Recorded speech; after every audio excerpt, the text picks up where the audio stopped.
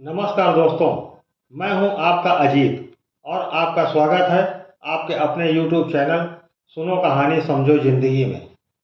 दोस्तों, आज मैं आपके लिए एक दिल को छू लेने वाली रोचक कहानी लेकर आया हूं। इस कहानी को अंत तक जरूर सुनिएगा और हाँ, हमारे चैनल को सब्सक्राइब करना ना भूलिएगा। तो आपका ज़्यादा समय ना लेकर चलते हैं कहानी में। मुंबई शहर में कहीं पर एक नदी किनारे एक नवयुवक शाम के समय लगभग रोज ही काफ़ी देर तक बैठता था। वह कहीं अच्छी जगह किसी अच्छी पोस्ट पर था, क्योंकि पास ही एक कार खड़ी रहती थी और शायद यह जगह उसके ऑफिस आने जाने के रास्ते पर पड़ती थी। इसका अंदाज़ा इस बात से लगता था कि वह एक नियत समय पर ही वहां आता था, जैसे एक निश्चित वक्त पर छुट्टी होती है। और जैसे ही रात का धुंधलका शुरू होता था, वह कार में बैठकर चला जाता था। घर पहुंचकर स्नान करता, भगवान का ध्यान करता, खाना खाता और सो जाता। सुबह उठता, नित्य क्रिया के बाद भगवान का ध्यान, नाश्ता और ऑफिस के लिए टिफिन लेकर ऑफिस चला जाता। ये थी उसकी दिनचर्या।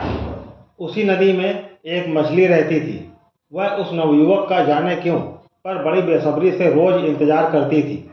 जब तक वो आ नहीं जाता तब तक मछली को चैन नहीं मिलता था। नवयुवक के आ जाने पर वह कुछ दूरी से उसे अल्पक देखा करती थी। कई दिन ऐसे ही बीत गए। इस बात से नवयुवक बेखबर था। एक दिन मछली अपने माता पिता से बोली, अगर मैं इंसान होती तो कितना अच्छा होता।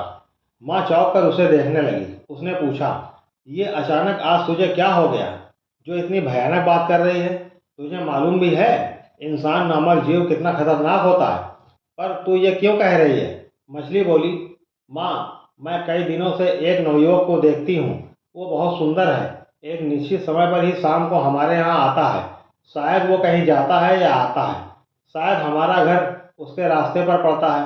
कुछ भी हो, पर वो रोज एक टाइम पर ही आता है और बहुत देर तक बैठता है, फिर चला जाता है। माँ, वह मुझे बहुत अच्छा लगता है। अगर मैं इंसान होती तो ज़रूर उसी से विवाह करती, या अगर किसी तरह कोई मुझे इंसान बना दे तो मैं उससे विवाह कर लूँ।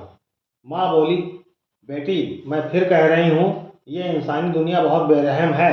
अच्छा ही है जो तू इंसान नहीं है, वरना तेरा क्या होता ये भगवान ही जाने।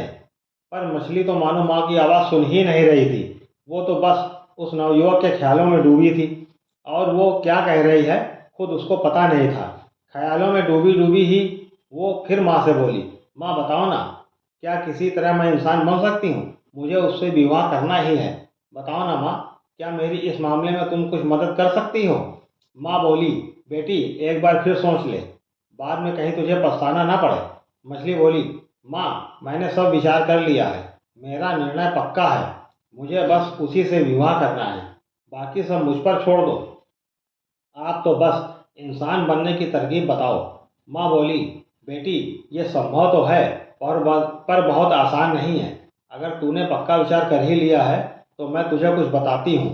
मछली खुशी के मारे माँ से लिपट गई। वह बोली, माँ, क्या ऐसा हो सकता है? क्या मैं इंसान बन सकती हूँ? कृपया जल्दी इसका उपाय बताओ। माँ, कहीं ऐसा तो नहीं है कि आप ही मुझे लड़की बना सकती हो? अगर ऐसा है तो जल्दी से बना दीजिए।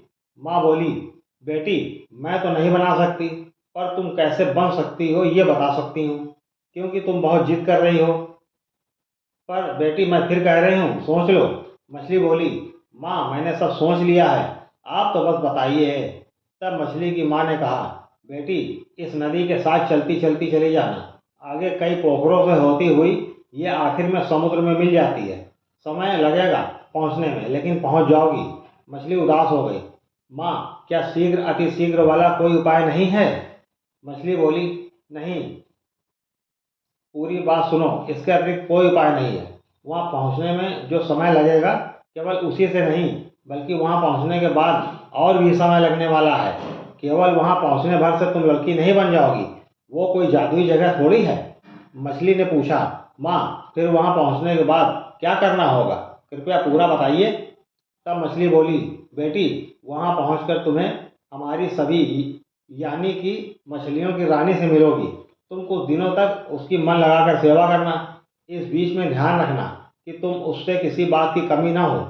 फिर ऐसे ही किसी दिन जब तुम उन्हें खुश देखना, तब अपने मन की बात जाहिर कर देना। अब ये तुम्हारी किस्मत है कि वो क्या फैसला करती है, तुम्हारी मदद करेगी या नहीं। सारा कुछ सुनकर मछली उदास हो गई। उसे उदास देखकर उसकी माँ ने पूछा, बेटी तुम उपाय सुनकर खुश होती, जबकि इससे उलट तुम उदास हो गई हो। मछली बोली, माँ मैं उपाय सुनकर तो खुश हूँ कि मुझे जो असंभव दिख रहा था वो संभव होता दिख रहा है।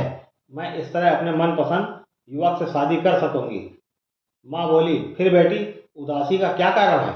मछली बोली, माँ मैं खुशी के साथ साथ उदास इसलिए हूँ कि इतने दिन उस युवक को देख नहीं पाऊंगी। माँ, जबकि उसे देखे बिना अब मुझे चैन नहीं आता है। मैं उसे देखे बिना कैसे रहूंगी। ये सब सोचकर मेरा दिल डूबा जा रहा है। पर माँ, मैं उसके लिए ये दुख सहन कर लूंगी, इस आस में कि आगे चलकर मैं उसके साथ रह सकूंगी। माँ ने भारी मन से उसे ना चाहते हुए उसकी बात मान ली। उस शाम वो बहुत देर तक उस युवक को निहारती रही। वो उसका इतना प्यार करते थी कि उसके चले जाने के बाद भी उसी जगह को निहारती रही जहाँ वह बैठा था। उसकी दीवानगी देखकर माँ ने उसके सफल होने की कामना की। अगली सुबह मछली विदा लेकर सफर पर चल पड़ी। 2 दिन के कठिन सफर के बाद मछली समुद्र तक जा पहुंची। वहां पहुंचकर वह अन्य मछलियों के साथ घुल मिल गई और जी हुजूरी करके रानी की खास सेविका बन गई। थोड़े दिनों बाद एक दिन जब रानी बहुत खुश थी, मौका देखकर अपने दिल की बात रानी के सामने रख दी और यह भी कह दिया कि ये सुनकर अगर रानी क्रोधित होती है तो उसे माफ़ कर दे और इस बात को भूल जाए। लेकिन रानी ने जब मछली की दास्तां सुनी तो उसने सबसे पहले एक सवाल किया। वो ये था कि उसे ऐसा करने के लिए किसने कहा, और ये कि किसी मालूम है कि उसके पास ये शक्ति है कि वो किसी को इंसानी जामा पहना सकती है। मछली ने डरते डरते कहा, अगर मैं बता दूंगी तो आप उसके साथ कोई क्रोध भरा व्यवहार तो नहीं करोगी। रानी ने आश्वासन दिया कि वह ऐसा कुछ नहीं करेगी। वो केवल जानना चाहती है कि ये बात कहाँ तक फैली है कि रानी के पास ऐसी कोई शक्ति है। तब मछली ने उन्हें अपनी माँ के बारे में बताया। पहले तो रानी क्रोधित हुई, पर मछली ने उसे उसका वादा याद दिलाया तो वो बड़ी मुश्किल से अपने आप को शांत कर पाई। इसके बाद काफ़ी मान मुनव्वल के बाद रानी ने मछली को शर्त बताई कि मैं तुम्हें मछली से लड़की तो बना दूंगी, पर एक बात याद रखना कि किसी कारण से तुम अपने मकसद में नाकामयाब हुई और वापस आई, तब उसके बाद तुम्हारा इंसानी रूप खत्म हो जाएगा और तुम हमेशा के लिए मछली बन जाओगी। मछली को अपने प्यार पर विश्वास था। उसे विश्वास था कि वह दोबारा वापस नहीं आएगी। वह रानी की शर्त मान गई। मछली रानी ने उसे मछली से लड़की बना दिया। बहुत सुंदर लड़की। उसकी आंखें नीली थीं, रंग गोरे और सुनहरे का मिला हुआ रूप था जो अद्भुत दिखता था। मछली ने जब पानी में अपने को देखा तो वह स्वयं अपने को देखती रह गई। उसे विश्वास नहीं हो रहा था कि जो वह देख रही है वह सत्य है। रानी उसको यूं विस्मयकारी होते हुए देखकर आनंद ले रही थी। फिर उन्होंने मछली का नाम उमा रखा। मछली से बोली, ये अपना नाम उमा ध्यान रखना। मछली वापस अपने घर आ गई। माँ ने उसको देखा तो देखती रह गई। उसने अपने जीवन में कभी किसी इंसान को इतना सुंदर नहीं देखा था। मछली अपनी माँ को अपने को अलपट निहारते देखकर खुश हो रही थी। अब उसे विश्वास हो गया कि युवक उसके रूप जाल से नहीं निकल पाएगा। शाम को युवक के आने से पहले ही वो नदी किनारे बैठ गई। वह आया। उसने एक अजनबी लड़की को वहाँ देखा। इतनी सुंदर लड़की उसने कभी नहीं देखी थी। वो उसको बड़े ध्यान से देखता रहा। अब नित्य ही वह उस लड़की को वहाँ बैठे हुए देखने लगा। वो लड़की भी उसे देखकर मंद मंद मुस्कुराती थी। युवक अब उसे देखने में आनंद का अनुभव करने लगा। लड़की के मंद मंद मुस्कुराने पर अब उसकी हिम्मत लड़की से बात करने की पड़ी, पर वह सोचता था कि पता नहीं लड़की उसके साथ कैसा व्यवहार करे। कुछ दिन ऐसे ही चलता रहा। युवक चाहते हुए भी लड़की से बात नहीं कर पा रहा था। लेकिन एक दिन उस लड़की ने दूर से इशारा करके पूछा, तुम कौन हो। इस इशारे से युवक की हिम्मत अब बढ़ गई। वह चलकर उस लड़की के पास गया। लड़की ने उसे पास बैठने का इशारा किया। युवक की बाँसें खिल गईं। लड़की ने पूछा, वह कौन है। तब युवक ने अपने बारे में बताया, मेरा नाम वीर है। मैं एक सरकारी दफ्तर में काम करता हूँ। मेरे मम्मी पापा विदेश में रहते हैं, या यूँ कहो कि मैं दुनिया में अकेला हूँ। मेरा अपना घर है। मैंने एक खाना बनाने वाली लगा रखी है। फिर कहने लगा, आप भी तो अपने बारे में बताइए। मैंने तो अपना जीवन खोल के रख दिया है। तब लड़की बोली, मेरा नाम उमा है। मेरा परिवार अपने जीवन में खुश है। मैं अकेली हूँ। वीर बोला, आप इतनी सुंदर हैं, अकेली हैं, क्या आपको डर नहीं लगता? डर लगता है, लड़की बोली। सोचती हूँ अकेले समझकर कोई इंसान मुझे खा ना जाए। बात का अर्थ वीर को समझ नहीं आया, फिर भी वो केवल हंसने लगा। कुछ देर दोनों ने बातें की, फिर वीर अपने घर, लड़की अपने घर। लेकिन आज रात वीर के लिए अलग थी। आज उससे नींद कोसों दूर थी। कहाँ तो बिस्तर पर लेटते ही उसे नींद आ जाती थी, वह ज़्यादा देर तक जाग नहीं पाता था। कहाँ आज सोने की कोशिश करने पर भी उसे नींद नहीं आ रही थी। आंखों में बार बार उमा का चेहरा नाचने लगता था। सोच रहा था अकेली लड़की कैसे जी रही है। उसे अब लड़की से परिचय के बाद उसकी चिंता होने लगी। सोचने लगा क्यों ना उसे अपने साथ ले आया जाए। सारी रात इसी उधेड़-बुन में रहा और सुबह हो गई। दूसरे दिन जब ऑफिस गया तब बड़ी बेचैनी से उसका दिन कट रहा था। बार बार घड़ी देख रहा था। लगता था जैसे आज दिन बहुत लंबा हो गया है। जैसे ही घड़ी ने छुट्टी का ऐलान किया, वह तीर की तरह ऑफिस से निकला और सीधा पार्किंग में पहुंचा। गाड़ी में बैठा और गाड़ी बहुत तेज रफ्तार से चलाते हुए नदी के पास पहुंच गया। पर वहां पहुंचकर वह मायूस हो गया। उमा कहीं नहीं दिखाई दे रही थी। वह यहाँ वहां देखने लगा। मन बहुत बेचैन हो रहा था। ऐसे ही उदास सा वह अपनी जगह पर बैठ गया और उमा के ख्यालों में खो गया। उमा नहीं है तो क्या, उसका चेहरा तो मेरी नज़रों में कैद है। ऐसा सोचकर खुश हो रहा था। तभी पानी में छपाक छपाक की आवाज़ से उसका ध्यान टूटा। उसने देखा उमा पानी से निकलकर उसकी ही तरफ आ रही है। उसने आश्चर्य से उमा से पूछा, तुम पानी में क्या कर रही थी? कहीं तुम्हें कुछ हो जाता तो? उमा ने मुस्कुराते हुए जवाब दिया, मुझे तैरना आता है, बस यूं ही पानी में उतर कर देख रही थी। अब वीर से रहा नहीं गया। उसने तुरंत उमा से कह दिया, उमा क्या तुम मुझसे शादी करोगी? उमा यह सुनकर खुशी से झूम उठी, पर उसने ये खुशी चेहरे से जाहिर नहीं होने दी। वीर ने कह तो दिया, पर सोच रहा था कि मेरे इस सवाल से उमा कहीं नाराज तो नहीं हो गई। इसलिए सकपका कर इधर उधर देखने लगा। क्योंकि उमा ने चेहरे से अपनी खुशी जाहिर नहीं की थी, इसलिए वीर का दिल जोर जोर से धड़कने लगा। अब इस बार सवाल करने की बारी उमा की थी। उसने कहा, जो तुमने पूछा है उसका जवाब हाँ में तब मिलेगा जब तुम ये वादा करोगे कि तुम मुझे कभी धोखा नहीं दोगे। क्योंकि लड़कों का कभी कोई भरोसा नहीं होता है। आज यहाँ कल वहाँ। वीर उमा का हाथ अपने हाथों में लेकर बोला, उमा क्या मैं तुम्हें ऐसा दिखता हूँ? मुझ पर भरोसा रखो। क्या हम आज ही विवाह कर सकते हैं? उमा खुश हो गई। वीर अपने पहचान वाले एक पंडित जी के पास उमा को लेकर पहुंचा। पंडित जी से सारी बात बताई। पंडित जी ने उमा से बात की। उसकी रजामंदी जानकर वो आश्वस्त हो गए। उन्होंने वीर से कहा, मैं सारा इंतजाम अपने मंदिर में करके रखूंगा।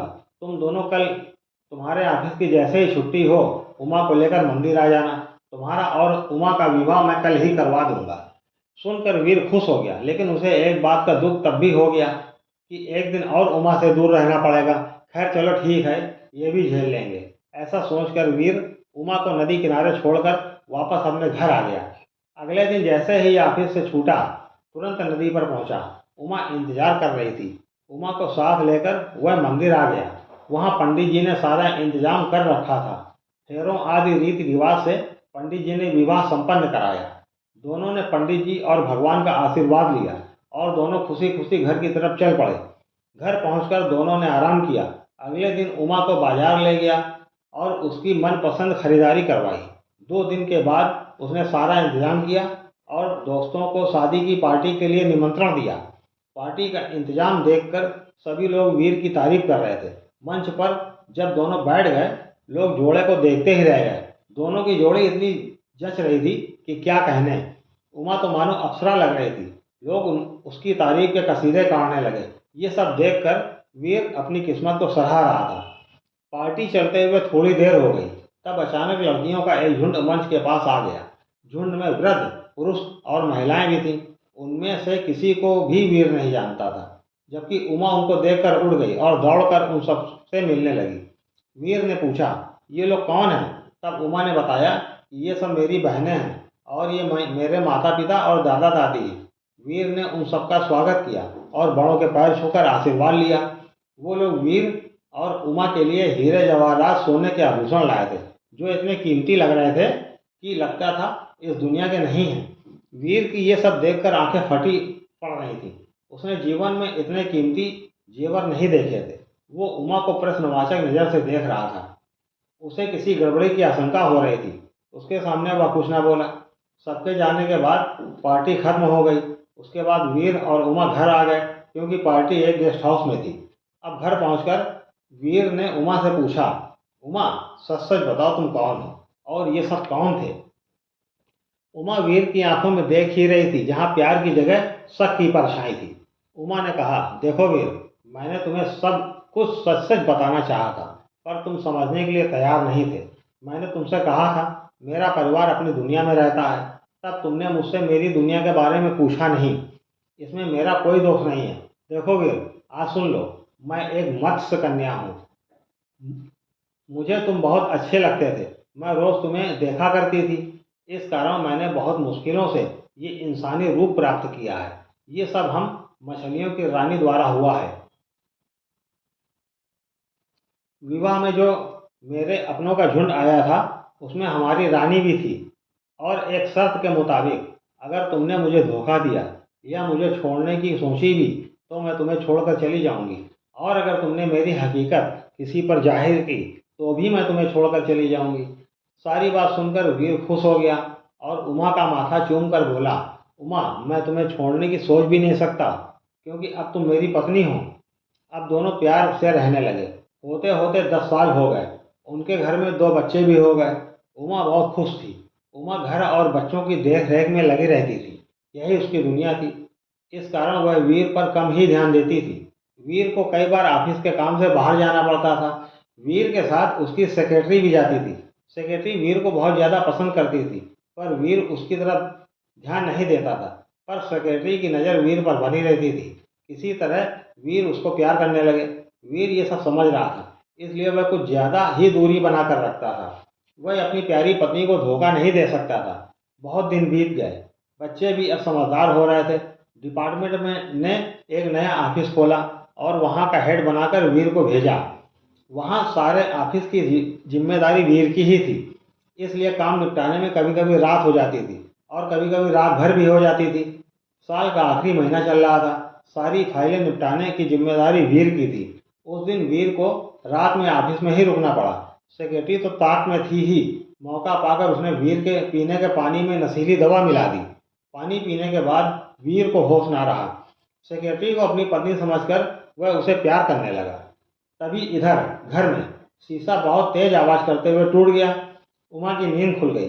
दरअसल जो शीशा टूटा था वह सच का आईना था। ये आईना मछलियों की रानी ने उमा को दिया था और कहा था, बेटी, ये आईना अपने घर में रखना।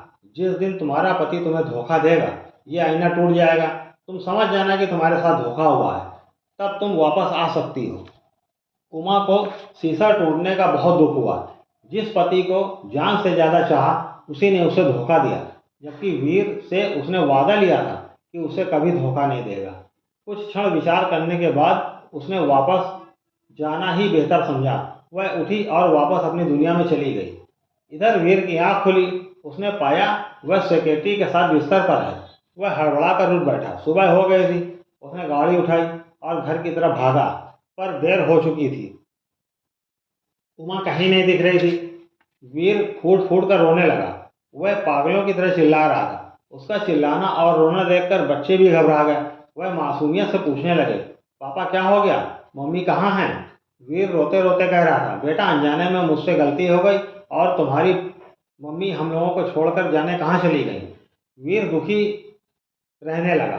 अब दिन दुनिया की खबर भी उसे नहीं होती थी। हर शाम वह बच्चों को लेकर नदी पर जाता था और चिल्ला चिल्ला कर रोज अपनी गलती के लिए माफ़ी मांगता था। बच्चे भी माँ माँ चिल्लाते थे, पर उमा उन्हें फिर कभी नहीं दिखी। झील में बहुत सारी मछलियाँ थीं, पर उमा नहीं। तो दोस्तों, आपको ये कहानी कैसी लगी कमेंट में लिखिएगा। अच्छी लगी हो तो लाइक कीजिएगा। हमारे चैनल को सब्सक्राइब करना ना भूलिएगा। जय भारत। मिलते हैं फिर अगली रोचक कहानी के साथ।